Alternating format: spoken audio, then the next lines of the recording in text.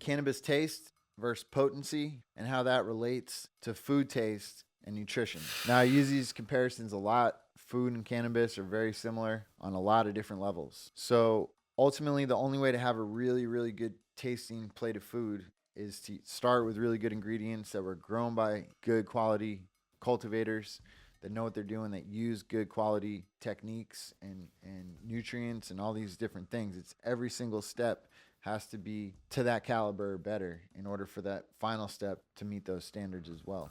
So when you're talking mass produced food or cannabis, you have to cut corners. You have to reduce that quality somehow in order to up the volume and up the efficiency and drop down the cost. So it's definitely an objective where they want to keep the quality as high as possible, but that's relative, as high as possible. That doesn't mean that it's going to be top shelf. That doesn't mean that it's going to be craft quality cannabis or chef farm to table fresh food. If you've ever had farm to table cooked by an in-house chef that selected the ingredients, curated the menu, cooked the food, and then served it to you, it tastes like no other. You'll never taste it in any other restaurant, in any grocery store. And it's the same as when you have a home cooked meal by a really good cook in your family. Say if your grandma's a really good cook and she doesn't cut corners on ingredients and gets fresh ingredients and nice meat and all this stuff, and you go over there and she knows how to cook it all right too, correctly, and it's not overcooked and it's not burnt and it's not dry.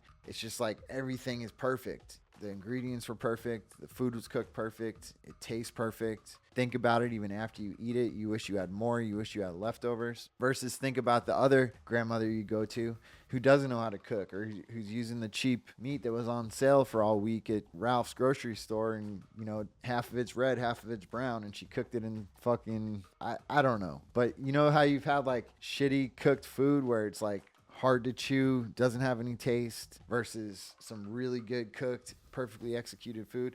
It's night and day. It's really night and day. And there's no way to cut corners and achieve that, is my point. And it's the same with cannabis.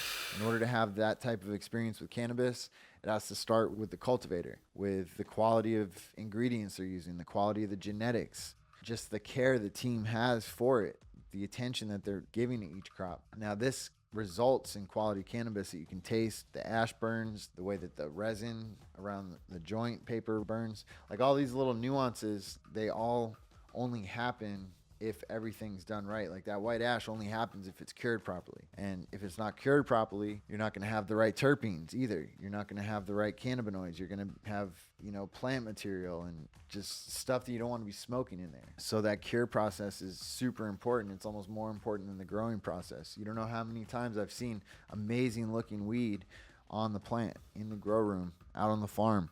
Looks amazing, smells amazing. But the moment it gets cut down and hung up to dry and then trimmed and then bagged up and cured, that whole entire process is more important than the growing part. And if it's not done perfectly right every single time, you're not going to have a quality product. And ultimately, that's going to result in inferior taste. And the trademark of good quality cannabis is the taste. There's no doubt about it. It's got to be the taste. So that taste isn't achieved with subpar ingredients. And in doing so, you can make these comparisons. Now, the biggest thing that happens in cannabis stores right now is the majority of consumers come in looking for THC percentage. And THC percentage is similar to buying alcohol based on alcohol percentage and not caring about the brand, the flavor, the ingredients, the production process. All this stuff becomes second to how much percentage content are they getting for the cost. And so too many people go buy cannabis based on this criteria, but they want to have a good cannabis experience. They want it to taste good. They want to have these, really good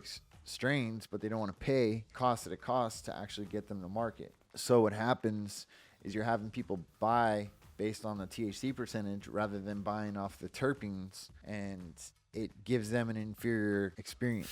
Yes, you're going to have a high THC percentage, but you're not going to be experiencing the terpenes that normally you would with really good quality cannabis that was cured right, that was grown right. And a lot of those times you're going to have to spend a little bit extra, an extra 15, 20, 30% sometimes than getting the budget weed. But it's the same with food. You go to that same chef-cooked, farm-to-table restaurant, but you're for sure going to be paying $50, $60, $100 a plate. Or you could go get the same nutritional value in terms of calorie intake, you could go get the same amount of calories at McDonald's for less than $10. It really comes down to what's important to you. Are you looking for just content of calories or percentage or alcohol content in a sense? It's like, what's more important? Do you want that number to be high for as cheap as possible? Or do you want to have that great taste, the great experience, the flavor, the high afterthought? That's all part of the experience. You being able to think about it.